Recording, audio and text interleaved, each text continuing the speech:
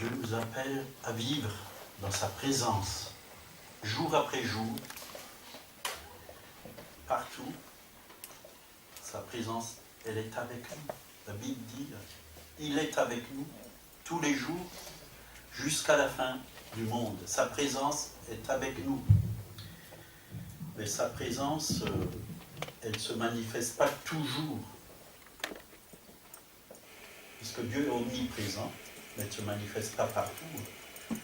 Elle se manifeste où on le loue, où on l'adore, où on proclame son nom, sa parole. C'est là où elle se manifeste. Et Dieu veut vraiment se manifester au travers de nos vies. Hier, on va prendre quelques passages dans la parole de Dieu. Déjà dans Exode 33, verset 15, Moïse lui dit, donc parle à l'Éternel, à Dieu, « Si tu ne marches pas toi-même avec nous, nous ne fais point partir d'ici. » Jésus lui-même a dit, « Sans moi, vous ne pouvez rien faire. » On a vraiment besoin de lui, de sa présence dans nos vies, pour faire quoi que ce soit, même pour travailler, même pour faire de la peinture, pour faire la vaisselle, pour dans la cuisine. On a besoin de sa présence. Sans sa présence, qu'est-ce qu'on veut faire sans sa présence? On ne va pas bien faire les choses. On a besoin de lui. Moi, j'ai besoin de lui. J'ai besoin de lui pour répondre aux questions quand quelqu'un me pose une question. J'ai besoin de son esprit, de sa présence. J'ai besoin de sa présence pour toute chose. Pour toute chose. Et sa présence est là. Et je crois que aussi nous devons chercher sa présence. Chercher. La Bible dit cherchez et vous trouverez. Approchez-vous de moi et je m'approcherai de vous. Et parfois, on s'éloigne de Dieu. Et comment on s'éloigne de Dieu? Par nos pensées, par notre regard. On s'éloigne de Dieu parce que on regarde aux choses humaines, terrestres, et on s'éloigne de Dieu. Petit à petit, on s'éloigne parce qu'on regarde les problèmes, on regarde tout ce qui ne va pas. Puis on pense à tout sauf à Dieu, et on s'éloigne. Mais Dieu dit, revenez à moi, et je reviendrai à vous. Revenez. S'il le dit, c'est qu'on a besoin de revenir à notre Créateur. On a besoin de s'approcher de lui. On a besoin d'écouter son cœur, d'écouter sa parole, d'écouter son esprit. On a besoin. On va voir comment Moïse, justement, est allé vers le Seigneur. Exode 24, versets 12 à 18.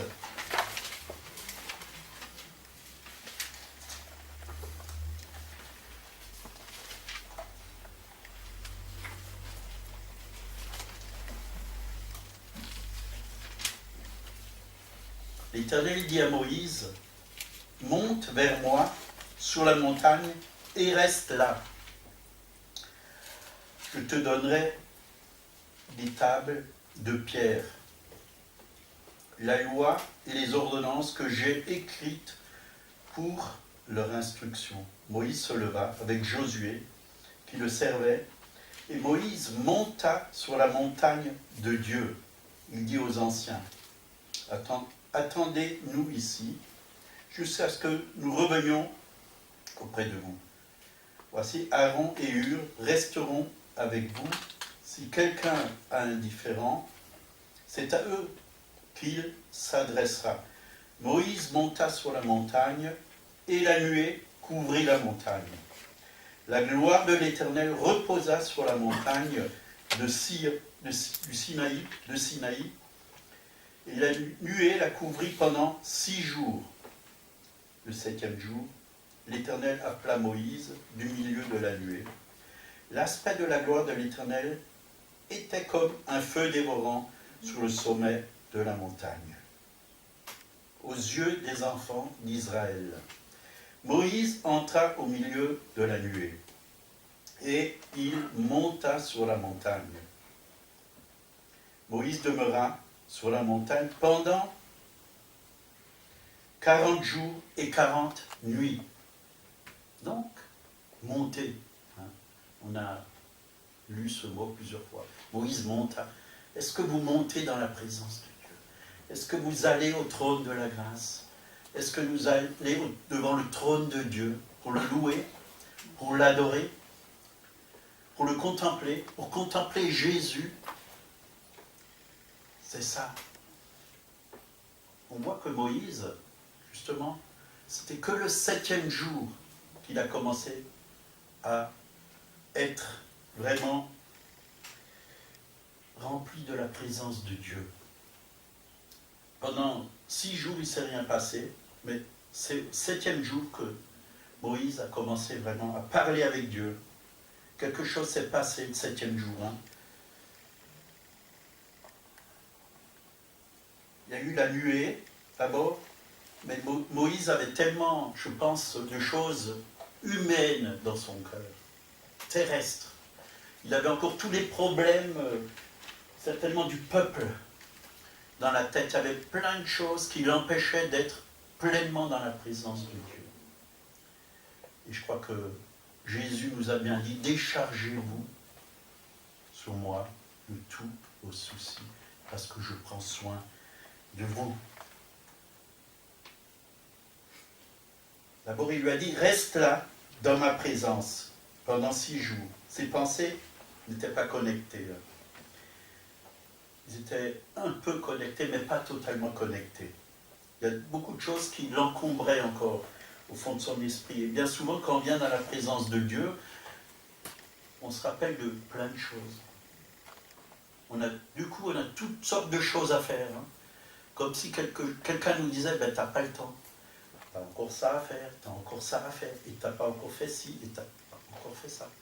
Mais laissons ces choses de côté et prenons du temps pour écouter que Dieu. Éteignez votre portable. Décrochez votre téléphone peut-être. Vous ne répondez pas.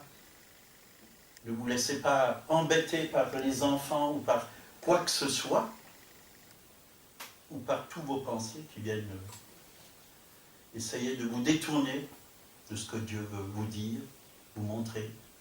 Je crois que c'est bon de prendre du temps dans sa présence. Moïse, 40 jours dans la présence de Dieu.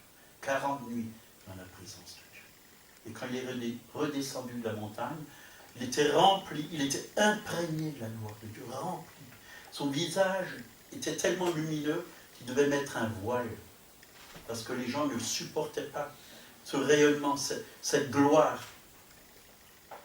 Et je crois qu'on doit apprendre. Et c'était l'ancienne alliance. Hein. Qu'est-ce que c'est dans la nouvelle alliance? Il y a une gloire beaucoup plus grande qui nous fait aller de gloire en gloire. Qu'est-ce que c'est que cette gloire? C'est encore plus grand, plus puissant.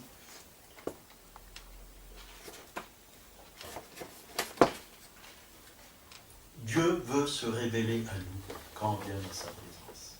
Parce qu'on a une mauvaise image de Dieu. Une très mauvaise image de Dieu. Parfois on a une image qu'on a entendu parler au travers des êtres humains. Mais Dieu n'est pas du tout comme les êtres humains le décrivent. Il est tout à fait différemment. On a à apprendre à connaître son cœur. C'est dans sa présence qu'on peut vraiment connaître son cœur. C'est dans sa présence. On a besoin de sa présence. La Bible dit dans 1 Corinthiens 6, verset 17, « Celui qui s'attache au Seigneur devient avec lui un seul esprit. » Alors quand notre esprit rencontre l'Esprit de Dieu, la gloire vient. La gloire de Dieu vient. Est-ce que vous voulez que la gloire de Dieu vienne dans votre vie? Si tu crois, tu verras la gloire de Dieu. La gloire de Dieu veut se manifester tous les jours. Tous les jours. Dieu a quelque chose à faire tous les jours avec vous. Dieu va placer sur votre chemin quelqu'un qui a besoin de vous. Et que vous allez lui apporter quelque chose de la part de Dieu. Et on voit vraiment que, j'en parlais hier, dans la Nouvelle Alliance, on voit que Dieu faisait des miracles. Mais à un moment donné, il est écrit que Dieu faisait au travers des mains de Paul, pas seulement des miracles, mais des miracles extraordinaires. Extraordinaires. Vous voyez? Alors, quand Dieu se manifeste, ce n'est pas quelque chose d'ordinaire, c'est extraordinaire. Il fait au-delà de tout ce qu'on peut penser et imaginer. Beaucoup plus que nous, on peut faire. C'est lui qui le fait. C'est lui qui fait. C'est lui qui fait. David Auvent, hein, pour ceux qui connaissent, il était une fois à Belfort, j'en ai parlé hier, ben, il a vécu des résurrections de morts, plusieurs, et il n'arrête pas d'en vivre, parce qu'il sait que cette gloire, elle se manifeste quand il prie pour les morts, quand il prie pour les malades. Il est allé dans un village, et dans ce village, ben, il y avait comme une peste, les gens mouraient, et les gens étaient tous malades. Mais il savait qu'il n'y allait pas pour rien. La première des choses qu'il est venu faire, ben, apporter la parole de Dieu. Et les malades ont été guéris. Et les morts, même les gens qui étaient déjà enterrés plusieurs jours, ils ont prié, ils ont déterré, ils sont revenus à la vie. Parce que la gloire de Dieu n'est pas limitée. Elle se manifeste puissamment. Et Dieu veut faire ces choses. Hein. Jésus l'a bien dit, ressusciter les morts. Ressusciter les morts. Moi, je crois que le pain et les poissons qui ont été multipliés par Jésus, ils peuvent encore l'être aujourd'hui. Parce que les ressources du ciel, elles sont toujours là. Même les boulangeries n'avaient certainement pas assez de pain pour cette grande foule. Hein. Il n'y en avait pas assez. Mais en Dieu, il y a tout. En Dieu, il y avait du pain et du poisson. Quelque chose qu'on met entre les mains de Dieu, il le multiplie. Il le multiplie. Moi-même, ben, la semaine dernière, je me suis dit, j'ai plus assez de peinture, il faut que je commande encore un seau. Quoi. Parce que j'avais peint les murs, puis il restait, première couche, il restait même plus, le fond, il restait. Je dis, il faut que je donne encore une couche, il faut que je commande de la peinture. Je l'ai même dit à la personne, il faut que je commande de la peinture, j'en ai pas assez. Puis j'ai continué à peindre, puis j'ai vu que j'en avais pour une deuxième couche, et même pour une troisième couche. Alors je me suis dit, mais sur le coup, j'ai rien dit, puis le soir, je me suis rendu compte à la réunion de prière, je me suis dit, mais Dieu, il a multiplié la peinture, puisque ça a suffi même pour 3 couches. Là, j'ai eu une bonne couche de la part de Dieu. Il n'est pas limité, il peut tout faire. Certains ont certainement vécu la multiplication des pâtes ou autre. Vous avez eu des invités. Un jour, on a fait un barbecue, hein, et je peux vous dire, on s'attendait à une dizaine de personnes, parce qu'au début, on avait commencé l'église. Puis Roland, il a invité 30 personnes. On s'est dit, oh là là, qu'est-ce qu'on va faire pour leur donner à manger? Et on a grillé des saucisses et de la viande. On n'a pas arrêté, et il y en avait encore en trop. Alors, je ne sais pas comment ça s'est fait, je n'ai pas calculé combien il y en avait, mais je crois que Dieu a pourvu. Dieu a pourvu. Parce que Dieu multiplie les choses. Hein, vous avez certainement lu le miracle du sac de riz. Avec un sac de riz, un homme, il a nourri des milliers de personnes. C'est multiplié dans le sac. Dieu n'est pas limité. Dieu n'est pas limité. C'est nous qui limitons Dieu. Nous avons un grand Dieu, un très grand Dieu. On ne peut pas s'imaginer la grandeur de Dieu. Il tient le monde dans sa main. Alors il est très grand, hein, s'il tient le monde dans sa main. Et nous, on est tout petits à côté. Mais celui qui est en nous est plus grand que celui qui est dans le monde. Il est beaucoup, beaucoup plus grand. Donc, nous avons besoin d'apprendre à le louer, à rendre des actions de grâce au Seigneur, mais aussi à l'adorer. On doit passer de la louange à l'adoration. Parce que l'adoration, quand on est dans l'adoration, alors la gloire de Dieu peut se manifester. Dans l'adoration, la gloire de Dieu se manifeste parce qu'on est concentré que sur lui. On l'adore parce qu'il est grand, parce qu'il est bon, parce qu'il est saint, parce qu'il est puissant. Il est digne d'honneur, digne d'adoration. On ne se concentre pas sur nous, sur nos besoins, mais sur lui. Alors, la gloire de Dieu se manifeste. C'est Dieu qui fait les choses, alors c'est pas nous. C'est pas nous. Quand on est dans l'onction, oui, Dieu se sert de nous, mais quand on est vraiment dans la gloire, c'est lui qui fait les choses. La gloire, quand elle vient, elle touche les gens, et c'est Dieu qui les guérit. On n'a pas besoin d'imposer les mains aux gens. Ils sont guéris. Et ça se passe quand l'Église vraiment adore de tout son cœur. Quand l'Église vraiment regarde qu'à lui, regarde au Père, glorifie Jésus, élève le Saint-Esprit. On a vraiment besoin de rentrer dans cette adoration, c'est-à-dire passer du lieu saint au lieu très saint. Très saint. On a besoin de recevoir cette Shekinah, cette gloire qui est de Dieu. Et quand cette gloire nous touche, parfois on ne peut plus bouger tellement que c'est fort. Ça a un poids, la gloire, le poids de gloire, la Bible parle du poids de gloire, on peut sentir ce poids. Moi je sens quand la gloire vient, mais ce matin elle était là, mais pas assez. Elle aurait pu venir plus puissamment, plus puissamment. Parce que l'adoration, c'est arrêté. On n'est pas rentré totalement dans l'adoration. On a commencé, mais on n'est pas rentré totalement. Et Dieu désire qu'on rentre plus dans l'adoration. Un peu moins dans la louange, mais plus dans l'adoration. Parce que si on fait que des louanges, c'est bien de louer Dieu, mais on doit louer, puis à un moment donné, on doit arrêter de louer Dieu. On doit l'adorer. On doit l'adorer en esprit, en vérité. C'est ce que le Père cherche, les adorateurs qui l'adorent, en esprit et en vérité. En vérité. Il y a même certains chants qu'on peut éliminer. On peut carrément les enlever parce que certains chants ne glorifient même pas Dieu, glorifient les ténèbres et n'élèvent pas Dieu, élèvent plutôt la personne humaine. Je, bénis-moi, bénis-moi, bénis-moi. Ça, on est déjà béni. On est déjà béni. Nous avons déjà tout pleinement en lui. Et je crois que c'est vers lui qu'il faut se tourner.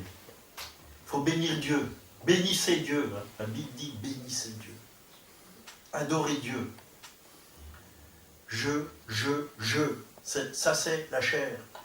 Il y a beaucoup de louanges qui sont faites pour les hommes dans les chants. Si vous regardez, prenez voir même ici, là, les chants qu'on chante. Prenez voir les carnets de chants ou les chants qu'on chante. Et parfois, vous verrez, ça concerne l'homme. Ça ne concerne pas Dieu. On met l'homme, toujours l'homme. Dieu a tout fait pour l'homme.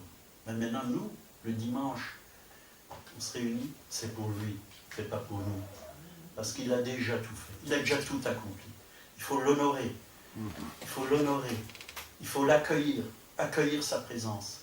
L'aimer de tout notre cœur. Il nous a déjà aimés, en premier, à nous deux. Maintenant, l'aimer de tout notre cœur.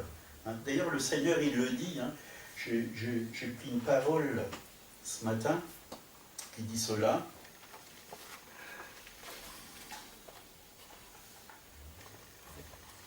Dans Proverbe 8, versets 17 et 18, « J'aime ceux qui m'aiment, et ceux qui me cherchent me trouvent. Avec moi sont la richesse et la gloire, les biens durables et la justice. » Spécialement, Dieu, il aime spécialement ceux qu'il aime. Voyez, si vous aimez Dieu, il va vous aimer encore plus que ceux qui ne l'aiment pas, puisque vous êtes ses fils et ses filles. Il vous aime tendrement. Vous voyez, moi, j'aime beaucoup de gens, mais j'aime plus ma fille, ma femme et ma fille. Voyez. C'est normal. C'est normal. D'amour, l'amour, je l'ai pour ma propre famille. Et après aussi pour les autres, je les aime aussi. Je vous aime tous. Un amour, de l'amour de Dieu. Mais Dieu aime. J'aime ceux qui m'aiment. Il aime aussi les pécheurs parce qu'il a donné sa vie pour eux. Il aime tout le monde. Dieu est amour, c'est sa nature. Et quand on reçoit la nature de Dieu, bien sûr qu'on va aimer aussi les autres. Mais je crois que Jésus devait beaucoup aimer ses disciples parce que pour lui, les disciples, c'était vraiment ses amis. ses amis. Vous aimez plus vos amis que les autres. C'est tout à fait normal. C'est tout à fait normal.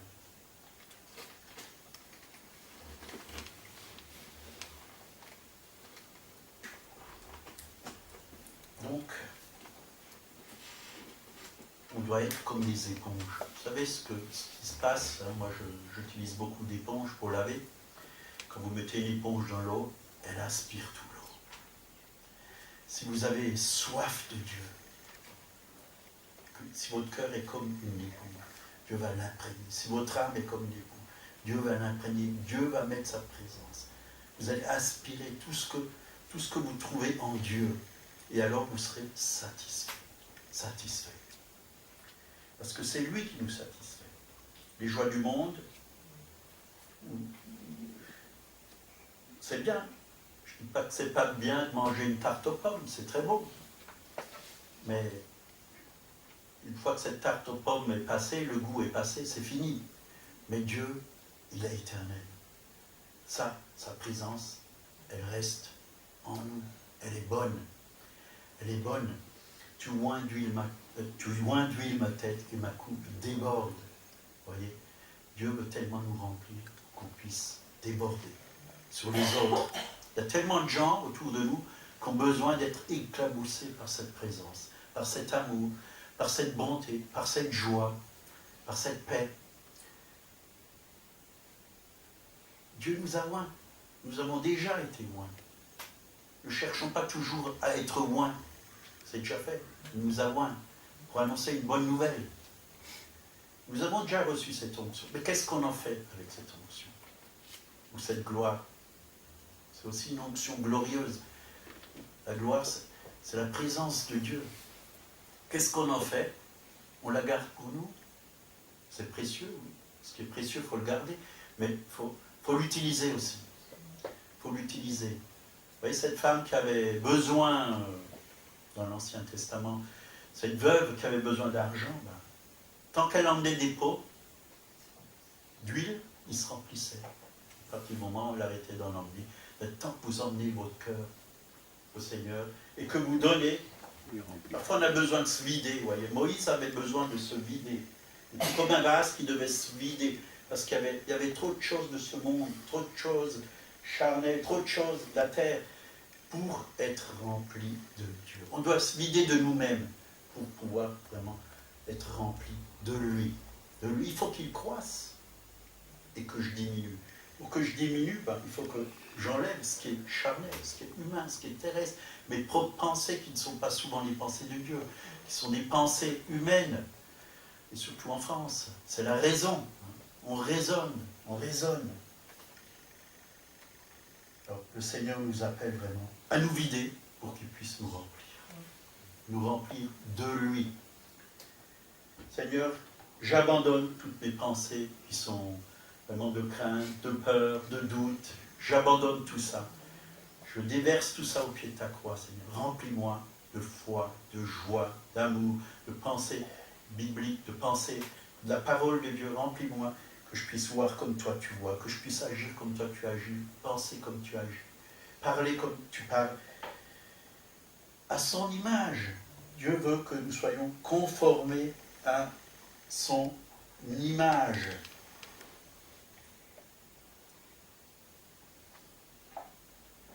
Donc, Moïse monta, verset 15, monta sur la montagne et la nuée couvrit la montagne. Il faut monter. La gloire de l'Éternel reposa sur la montagne de Sinaï. Et la nuée la couvrit pendant 6 jours. Le 7e jour, l'Éternel appela Moïse au milieu de la nuée. L'aspect de la gloire de l'Éternel était comme un feu, vous voyez, comme du feu, comme un feu dévorant sur le sommet de la montagne, aux yeux des enfants d'Israël. Moïse entra au milieu de la nuée. Est-ce que vous rentrez vraiment dans sa présence? Est-ce que vous rentrez dans sa présence? Seigneur, fais-moi voir ta gloire. Je veux rentrer maintenant dans ta présence. Il monta sur la montagne. Moïse demeura sur la montagne 40 jours et 40 nuits. 40 jours et 40 nuits. Prenons du temps pour aller dans la présence de Dieu. On a du temps. Pourquoi vous ne vous lèverez pas à 2 heures, 3 heures du matin, passer 2 heures dans la présence de Dieu? Vous serez renouvelé, croyez-moi. Moi, quand je le fais, je suis renouvelé. Je suis renouvelé. Quand je vais dans la présence de Dieu, je suis renouvelé. Parfois, je dis à Monique, je n'étais pas là. Hein. Je n'ai même pas fait attention. Je n'étais pas au lit. On est renouvelé. Même si vous vous recouchez 2 heures après, vous dormez encore 1 heure, mais Dieu nous renouvelle dans sa présence. Dans la présence de Dieu, on rajeunit. Un pasteur qui prend beaucoup de temps et qui va dans la présence de Dieu, j'ai lu son témoignage, quand il ressort, il a l'impression d'être 15 ans plus jeune, tellement que le visage, il a changé. Le corps, même, il est mieux. Il est mieux. Alors maintenant, j'ai 62 ans. J'espère que la semaine prochaine, vous allez me donner 52. Ou peut-être moins. 47. C'est compté. Hein. Alors, passons du temps. Vous voyez, vous n'avez pas besoin d'aller chez l'esthéticienne. Hein. Allez dans la présence de Dieu. Dieu va vous faire l'esthétique. Il va vous rendre beau. Moïse était beau quand il est descendu. Il brillait. Il rayonnait. Il rayonnait. Il avait la paix. Il avait la joie. Et ce qu'il avait, il communiquait. Mais c'était trop fort. Parce que le peuple était en bas. Et il ne pouvait pas voir cette gloire. C'était trop fort. C'était trop fort. Et Dieu nous transforme. Hein. Quand on rayonne, Dieu dépose le reflet de sa gloire en nous et nous sommes transformés en son image. Transformés. Dieu nous retransforme. Le Corinthiens 3, 18, hein, nous tous dont le visage découvert, contemplons la gloire du Seigneur, nous sommes transformés en la même image de gloire en gloire par l'Esprit du Seigneur. Voyez, transformé. Est-ce que vous voulez être transformé? Moi, j'ai encore besoin d'être transformé. Chaque jour. Il y a encore beaucoup de choses qui doivent être transformées dans ma vie. Et quand c'est Dieu qui le fait, il le fait bien. Il le fait mieux que les esthéticiennes ou esthéticiens. Il le fait mieux, beaucoup mieux. Il fait parfaitement les choses.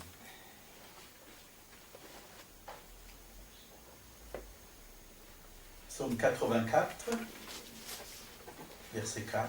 Tes autels, éternels des armées, mon roi et mon Dieu. Heureux ceux qui habitent ta maison, ils peuvent te célébrer encore. Là où Dieu se révélait comme un Dieu vivant, on érigeait un autel. Et c'est vrai, regardez dans la parole de Dieu. Hein. Par exemple, prenez Jacob, quand le ciel s'est ouvert et qu'il a vu l'échelle avec les anges monter et descendre, il a érigé un autel. Et je crois qu'il est bon d'avoir un endroit chez nous où on peut prendre du temps dans sa présence. Ça, c'est mon lieu où je prie. Prenez un endroit, moi c'est mon bureau, c'est l'endroit où je loue Dieu, où j'adore Dieu, où je le contemple. C'est bon de prendre un endroit où on est là, en train de chercher sa face, où on l'adore, où on l'écoute, où on prend du temps. Donc l'autel est mentionné 400 fois dans la parole de Dieu. Il est la base de l'ouverture du ciel sur la terre, le lieu d'adoration et où l'homme cherche la faveur de Dieu. Est-ce que vous cherchez la faveur de Dieu? La faveur des dieux. Il y en a qui cherchent la faveur des hommes, mais je vais chercher la faveur de Dieu. Qu'importe ce que les hommes pensent, c'est pas ça qui est le plus intéressant. L'important, c'est ce que Dieu pense. L'important, c'est ce que Dieu dit. C'est pas ce que votre patron ou votre voisin dit. L'important, c'est ce que Dieu dit. C'est ça. Chercher la faveur de Dieu. Un jour, on était témoigné dans la rue. Puis il y a la police qui est venue, parce qu'on avait chanté, on était à plusieurs. La police, elle est venue, elle a dit, qui vous a donné l'autorisation? Est-ce que vous avez des papiers, l'autorisation? On a dit, oui, on a l'autorisation. On a sorti la parole de Dieu, on a montré, allez par le monde et prêcher la bonne nouvelle à toute la... C'est Dieu qui nous a donné l'autorisation. Bon, c'est bon. Mais la police, qu'est-ce qu'elle veut faire? Quand c'est Dieu, c'est Dieu. Dieu est plus grand. C'est la plus haute autorité. Ça ne veut pas dire qu'il ne faut plus se soumettre aux autorités. Mais si Dieu a dit qu'il faut aller, il faut aller. Qu'importe si les hommes veulent vous en empêcher, il faut y aller. Il faut y aller. Ce n'est pas les hommes qui commandent, c'est Dieu qui commande. Genèse 8, 20 et 21. Noé bâtit un autel à l'Éternel. Il prit de toutes les bêtes pures et de tous les oiseaux purs, il les offrit. Il offrit des holocaustes sur l'autel. L'Éternel sentit une odeur agréable et l'Éternel dit en son cœur, je ne maudirai plus la terre à cause de l'homme. Oui, je ne maudirai plus la terre à cause de l'homme. Est-ce que vous apportez vraiment une odeur agréable à l'Éternel? Est-ce que vous apportez de la louange, de l'adoration? Pour que vraiment, autour de vous, il y ait la bénédiction. La bénédiction. Une odeur agréable. Quand vous passez quelque part, les gens vont voir qu'il y a en vous quelque chose d'agréable, de bon. Et ils vont voir qu'il y a Dieu dans votre vie. Ils vont voir que Dieu est avec vous. Et ça va leur faire penser à Dieu. C'est important. Parce que quand vous louez Dieu, vous bénissez Dieu, ça se répand partout. Ça se répand autour de vous. Dans votre quartier. Ça se répand. La présence de Dieu se répand. La bénédiction de Dieu se répand. Et Dieu bénit votre entourage. C'est le diable qui maudit. Dieu bénit. Donc, Noé, après le déluge, a établi sa relation avec Dieu par un autel. Il a exprimé sa foi, sa consécration et sa louange. Et Dieu a décidé de ne plus maudire la terre après le déluge. Est-ce que nous voulons que Colmar soit béni? Alors, adorons. Emmenons toutes ces personnes devant le trône de Dieu. Seigneur, touche, bénis, libère cette ville, guéris cette ville. Brisez les puissances ténébreuses qui sont sur cette ville. Brisez. Et on peut voir ce qui s'est passé dans Exode chapitre 17, versets 11 à 15. Lorsque Moïse élevait sa main, Israël était le plus fort. Et lorsqu'il baissait sa main, Amalek était plus fort. Moïse bâtit un autel et lui donna pour nom l'Éternel est ma bannière. L'Éternel est ma bannière.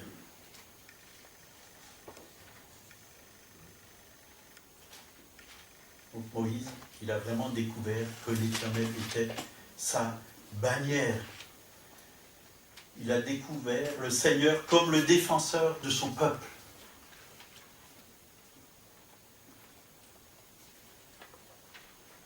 Donc, nous devons être comme Moïse, élever nos mains dans sa présence. Pour que vraiment, ça ne soit pas l'ennemi qui gagne dans cette ville de Colmar. Mais que ça soit vraiment l'Église de Jésus-Christ, ça soit Dieu. Qu'on ne laisse pas les forces ténébreuses faire tout ce qu'ils veulent dans cette ville. Parce que quand on est dans la louange et dans l'adoration, c'est un combat spirituel. L'ennemi, je m'écris loué soit l'Éternel, et je suis délivré de... Délivré. Dieu veut pas seulement nous libérer, mais il veut libérer ceux qui sont autour de nous. Il veut libérer ceux qui sont autour de nous. Et il y a plein de gens qui sont vraiment esclaves. Même les chrétiens qui sont encore esclaves, sortez de vos prisons, puisque Jésus a déjà payé. Ne restez plus dans l'esclavage, ne restez plus dans les prisons.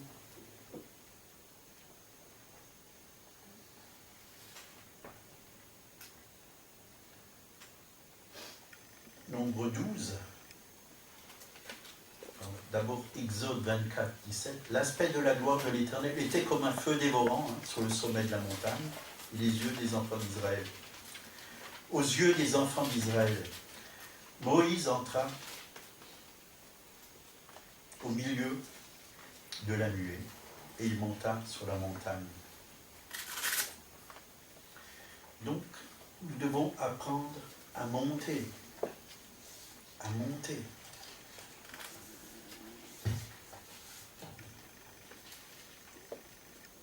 Apocalypse 4, verset 1. On va voir ça. Monter.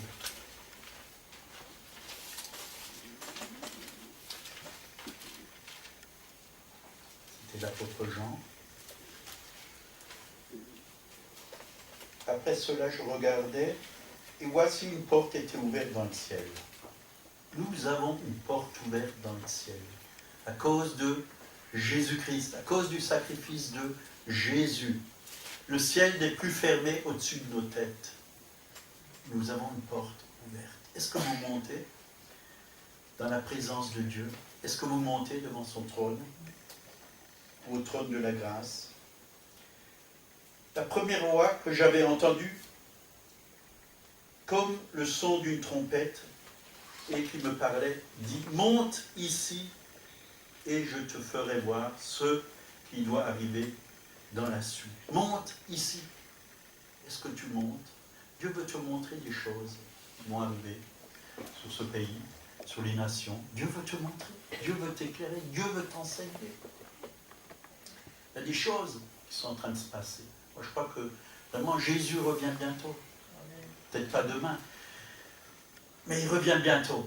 Et il est en train de préparer vraiment l'épouse. Et l'épouse, elle est là aussi pour annoncer l'évangile, pour que la moisson puisse rentrer avant son retour. Et ce n'est pas seulement des dizaines et des dizaines, ni des centaines, c'est des millions qu'il veut faire rentrer encore dans le royaume. Des millions. Et il a besoin de chacun d'entre vous. Vous voyez, Colmar, c'est une grande ville. Hein. Il y a combien d'habitants? 40 000? Avec les alentours, peut-être 60, 70 000. Ben, il y a combien de chrétiens sur Colmar? Il y a peut-être 500 personnes qui sont des nouveaux, 500, 600, 700, je ne sais pas exactement. Il y a beaucoup de travail. Il y a beaucoup. On est très peu. On est une petite goutte là, dans cette ville. Dieu a besoin de vous. Dieu a besoin de vous. Alors, montez. Si vous voulez être utilisé par Dieu, il faut monter. Il faut aller dans sa présence. Il faut écouter Dieu. Parce que Dieu va vous parler. Et Dieu va vous utiliser. Et quand Dieu vous utilise, quand vous êtes dans sa présence et que vous allez, quelque chose va se passer. Et c'était quand vendredi, je travaillais chez une personne, puis je travaillais, puis la personne était rentrée, elle m'avait laissé les clés de l'appartement. Et à un moment donné, elle fait « Prie pour moi ». Elle était en larmes. « Prie pour moi, ça ne va pas. Je suis trop chargé, je suis stressé, j'ai plein de problèmes. » Puis j'ai pris ma main, avec mes blancs de travail, plein de taches de peinture dessus. J'avais pas de pinceau dans les mains. J'avais juste fini. Ouais, j'allais rentrer, j'avais juste fini. Je lui ai imposé les mains, puis j'ai prié. Puis ça pleurait, ça pleurait, ça pleurait. Puis après, ça allait beaucoup mieux chez la personne. Mais Dieu veut vous utiliser. Dieu veut vous utiliser. Même sur votre lieu de travail. Partout. Partout. Combien de fois j'ai vu des gens en larmes, en plein travail, même des gens qui se sont approchés, ils ne savaient même pas que je croyais en Jésus. Ils ont commencé à me raconter toute leur histoire et tous les problèmes. Puis j'ai pu prier avec eux, puis voilà. Dieu agit. Dieu agit. Dieu va mettre quelqu'un sur ton chemin. Est-ce que tu demandes au Seigneur de mettre quelqu'un sur ton chemin? Pour que tu puisses lui parler. Et Dieu a déjà préparé des personnes. Mais tu peux passer à côté de ces personnes sans leur apporter ce que Dieu a prévu pour eux, parce que tu n'as pas cherché la face de Dieu. Tu n'as pas écouté Dieu. Tu n'as pas osé ouvrir la bouche. Ta timidité t'a bloqué. Ta peur t'a bloqué. Et Dieu veut vraiment débloquer toutes ces choses pour que tu puisses vraiment être libéré. Et dans la présence de Dieu, tu vas être libéré. Et Dieu va mettre le message en toi quand tu es dans sa présence, pour que tu puisses l'apporter autour de toi.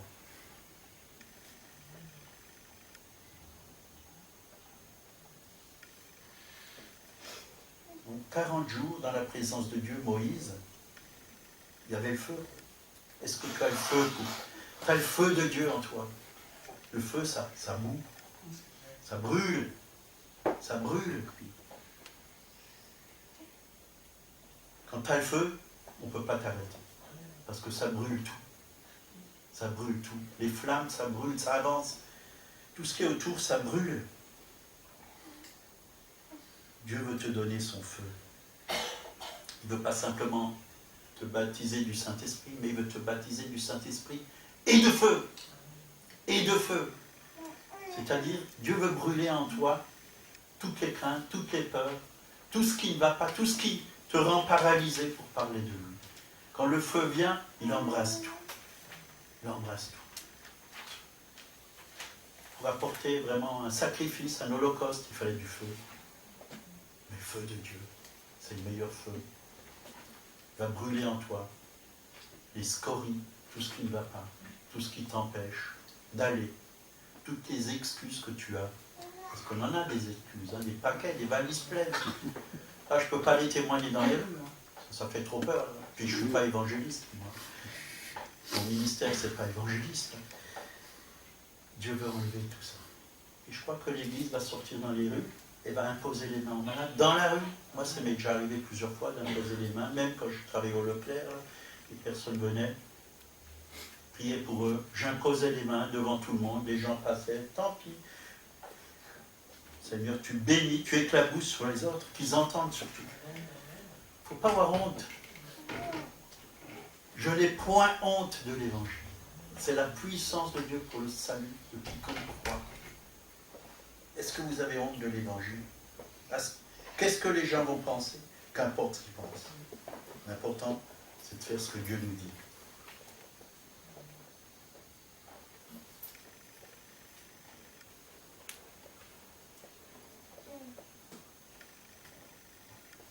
Nombre 12, 7 et 8. Toujours Moïse. Il n'y a pas que Moïse, c'est sûr. Il y a beaucoup d'autres serviteurs de Dieu qui ont vécu de grandes choses dans la parole de Dieu, mais je me suis un peu arrêté à Moïse. Nombre 12, 7 et 8.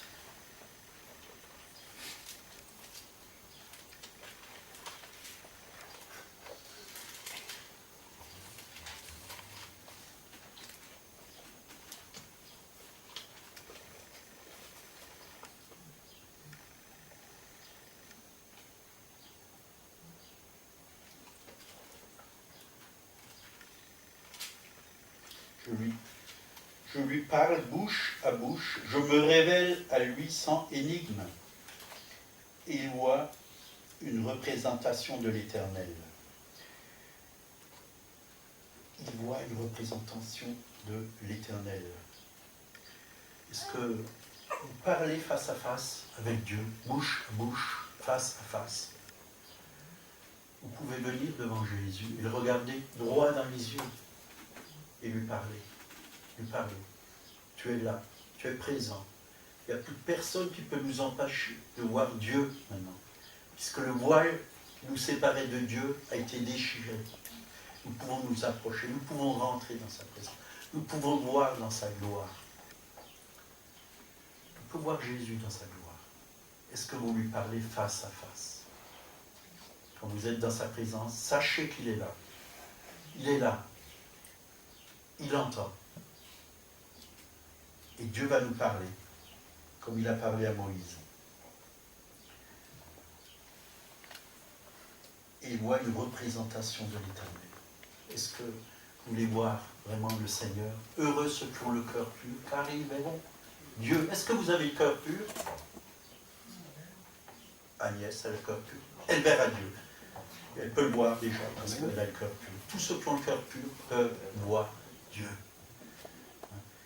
Personne ne peut voir Dieu et vivre, il y a écrit. Ben, ma vieille vie, avec mon vieil homme, je ne peux pas voir Dieu. Mais comme il est mort, voir Dieu. Comme ma vieille nature a été crucifiée, avec la nouvelle nature, je peux voir Dieu. Je peux contempler Dieu, je peux l'adorer, je peux le louer, je peux me mettre dans les bras de mon Papa céleste. Je peux m'approcher de lui. Il ne suffit pas de prendre la parole et dire personne ne peut voir Dieu.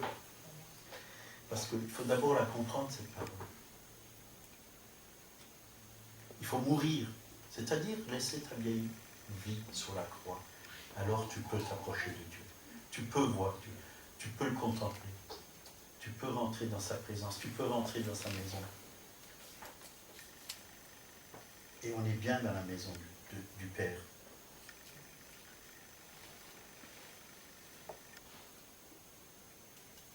Face à face. C'est-à-dire Moïse, il a payé le prix. Mais vraiment, il s'est soumis à un changement.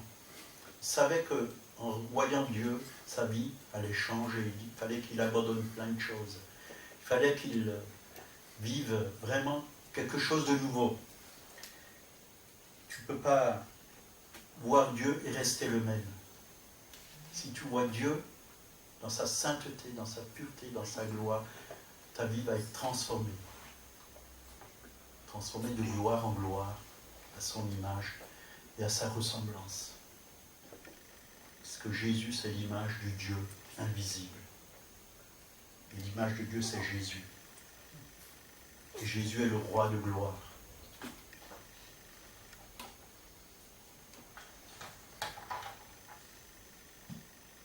On va parler de David un peu. David, psaume 51, verset 12. Ô Dieu, crée en moi un corps pur. Renouvelle en moi un esprit bien disposé. Ne me rejette pas loin de ta face. Ne me retire pas ton Esprit Saint. Vous voyez, la présence de Dieu pour David, c'était quelque chose de très précieux. Ne me retire pas ton Esprit Saint. La présence de Dieu, c'est précieux. On a besoin de la présence de Dieu. Ni par puissance, ni par force, mais par ton esprit. On ne peut rien faire. On ne peut rien faire. On ne peut rien faire. La présence de Dieu doit être pour nous un trésor. Un trésor. C'est-à-dire quelque chose qui a une très grande valeur. Sa présence. Ne sortez jamais de sa présence. Restez dans sa présence. Psaume 42, verset 2. Comme une biche soupire auprès des courants d'eau, ainsi mon âme soupire après toi, ô Dieu.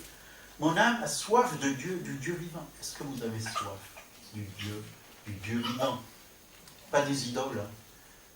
Il y en a qui vont devant les idoles, devant des statues, devant Marie, et qui commencent à contempler ces choses, mais c'est une abomination devant Dieu. C'est un péché devant Dieu.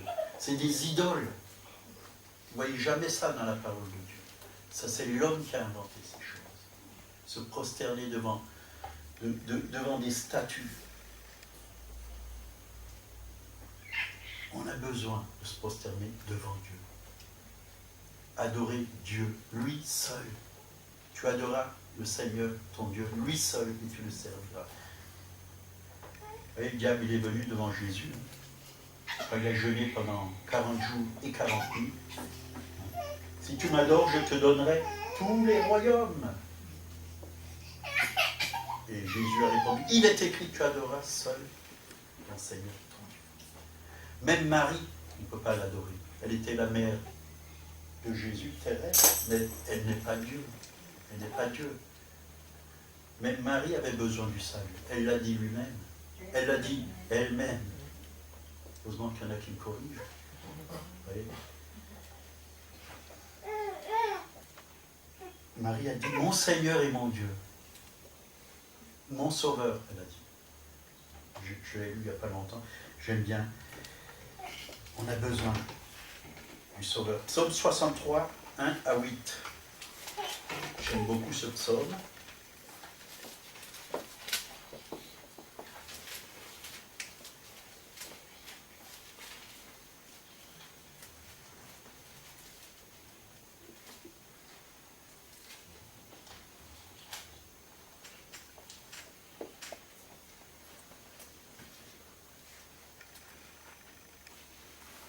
psaume de David, lorsqu'il était dans le désert de Juda. Dans le désert, il fait chaud, hein? Puis on a soif dans les déserts. Ô Dieu, tu es mon Dieu, je te cherche. Mon âme a soif de toi. Mon corps soupire après toi. Dans une terre aride, desséchée sans eau. Ainsi je te contemple dans le sanctuaire. Pouvoir, ta puissance et ta gloire. Car ta bonté vaut mieux que la vie. Mes lèvres célèbrent tes louanges. Je te bénirai donc toute ma vie. J'élèverai mes mains en ton nom. Mon âme sera rassasiée comme de mes gras et succulents. Et avec des cris de joie sur les lèvres, ma bouche te célébrera. Lorsque je pense à toi sur ma couche, je médite sur toi pendant l'éveil de la nuit, car tu es mon secours. Et je suis dans l'allégresse à l'ombre de tes ailes. Amen. Est-ce que vous avez faim et soif de Dieu? Est-ce que vous le cherchez? Mon âme a soif de toi, a dit David. Mon corps soupire après toi. Même le corps, voyez. Moi, je veux que mon corps appartienne totalement à Jésus. Qu'il est rempli, pas seulement mon esprit, mon âme, mais mon corps qui soit rempli de la présence de Dieu. Parce que notre corps, c'est quoi? Le temple du Saint-Esprit. Et mon corps, quand il est malade, ben, il a besoin de la présence de Dieu. Pour que cette présence le guérisse. Il a besoin d'être restauré, purifié, sanctifié, libéré de toute oppression. Tout ce que le malin, parce que le malin, il tient parfois nos corps par la maladie, par la fatigue, par plein de choses. Par plein de choses. Je désire que vraiment le Seigneur renouvelle mon corps. Comme Abraham, il avait 90 ans, même plus, ben, il avait l'air jeune. Parce que dans la présence de Dieu, on est bien. On est bien. Qu'est-ce qui se passe si tu ne bois pas, si tu ne manges pas? Tu dépéris. Tu dépéris. Pour le corps, mais pour l'âme, c'est pareil. C'est pareil. On a besoin de se nourrir spirituellement. On a besoin de boire. Venez. Jésus a dit, venez à moi, vous tous. Hein? Vous qui avez soif, venez à moi. Hein? Dieu nous donne des fleuves d'eau vive. Les fleuves d'eau vive couleront de votre sein. Le mot sein veut aussi dire ventre. La nourriture, elle va où? La boisson, elle va où? Dans votre ventre. Dans votre ventre. Spirituellement, votre ventre spirituel a faim. Est-ce qu'il a faim et soif? Ou c'est que votre ventre charnel qui a faim et soif? Alors c'est qu'il y a un problème. De quoi te nourris-tu? Oui, les gars, ils ont faim, là derrière.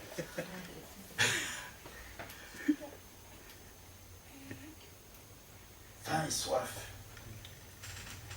Alors je vais juste finir encore un verset. Un verset.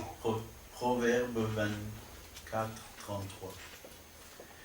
Un peu de sommeil, un peu d'assoupissement, un peu croiser les mains pour dormir, et la pauvreté te surprendra comme un rôdeur, et la disette comme un homme en âme. C'est-à-dire que nous devons veiller, nous devons prier, nous devons chercher sa face, nous devons faire attention, ne pas se laisser aller comme ça dans notre vie, mais vraiment de nous réveiller. Réveille-toi, toi qui dors. Réveille-toi. Nous devons nous réveiller, nous devons vraiment revenir à notre Créateur, avoir faim et soif, chercher Dieu, boire dans sa présence, se nourrir pour que nous soyons victorieux, pour que nous soyons forts, pour que nous puissions vraiment aller et travailler. Un homme qui ne mange pas, comment il veut travailler s'il n'a pas de force? Tu veux des forces pour la gloire de Dieu, il faut se nourrir, il faut manger, il faut se nourrir. Il faut que ton ventre spirituel soit plein de bonnes choses, plein de Dieu. Et la nourriture spirituelle, c'est bon, ça fait du bien, ça nous rend forts, ça nous communique tout ce dont nous avons besoin pour notre corps spirituel, c'est-à-dire pour l'homme nouveau. L'homme nouveau a besoin d'être nourri. Il a besoin de force. Il a besoin de bien voir, de bien penser, de bien agir, de bien parler, de parler comme le Seigneur parle. Et pour cela, il faut nourrir le ventre spirituel. J'ai un langage peut-être un peu qui va vous choquer, vous n'avez peut-être jamais entendu ça, mais n'ayez pas peur. Dieu veut vous rassasier. Il veut rassasier votre être intérieur. Et il faut en prendre soin. Il faut aussi prendre soin de votre corps, bien sûr, de votre âme, de votre corps, parce que Dieu nous a donné un corps. Il faut le soigner. Il faut le soigner. C'est important. On va arrêter là. Seigneur, merci pour ta parole. Elle est la vérité. Elle est une lampe à mes pieds, une lumière sur mon sentier, Seigneur. Que vraiment, nous puissions éclairer tous ceux qui sont autour de nous, Seigneur. Que nous puissions, oui, comme Moïse, apporter cette présence, apporter ta parole. Tu lui as donné les 10 commandements, mais maintenant tu nous as donné un commandement nouveau. Et ta parole, elle a été gravée, les commandements que tu as donnés à Moïse sur des pierres, mais maintenant ta parole, elle est gravée sur nos cœurs, Seigneur, par ton esprit, Seigneur. Et nous voulons être vraiment remplis de ta parole. Que la parole de Dieu habite abondamment dans vos cœurs, que nous puissions vraiment répandre ce qu'il y a dans notre cœur, manifester ce qu'il y a dans le cœur, ce qu'il y a à l'intérieur, que ça puisse sortir, que le Christ qui est en nous puisse sortir dans les rues et se manifester, pour guérir les malades, pour libérer les captifs, qu'il puisse se manifester dans les usines, qu'il puisse se manifester à l'école, qu'il puisse se manifester partout, Seigneur, où nous allons. Au nom de Jésus, merci, merci parce que tu es bon. Nous avons faim, nous avons soif de toi. Nous te cherchons, nous t'avons trouvé, mais nous avons encore beaucoup à recevoir, beaucoup de révélations, parce que tu te révèles. Tu es un Dieu qui se révèle, tu te révèles et tu transformes aussi nos vies de gloire en gloire, à ton image, à ta ressemblance. Au nom de Jésus. Amen. Amen. Amen. Voilà, Dieu vous bénisse.